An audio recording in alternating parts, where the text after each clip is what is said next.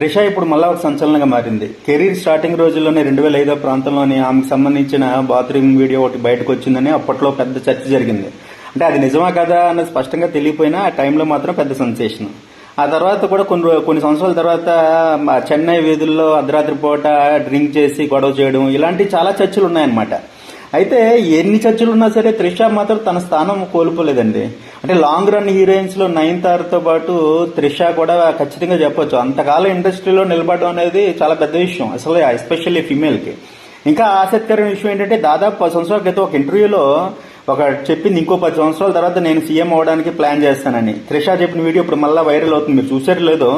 అంటే అది సరదాగా చెప్పిందా సీరియస్ గా చెప్పిందో తెలియదు, కానీ ఇప్పుడు ఆ మాటలకి మనకి చాలా కొత్త అర్థాలు వస్తున్నాయి కదండి. ఎందుకంటే ప్రస్తుతం వినిపిస్తున్న కొన్ని చర్చలు చూస్తే భవిష్యత్తులోని జయలలిత లాగా ఒక పొలిటికల్ ఎంట్రీ ఇవ్వచ్చేమో అన్న అంచనాలు కూడా వస్తున్నాయి. అంటే పార్టీ టికెట్ల గురించి మొన్న ఈ మధ్య ఎలక్షన్స్ అయినప్పుడు విజయ్కి సంబంధించి పార్టీ టికెట్ల గురించి త్రిష ఇంటి దగ్గర క్యూ కట్టారట. అది వదంతులో మరి నిజమో తెలియదు.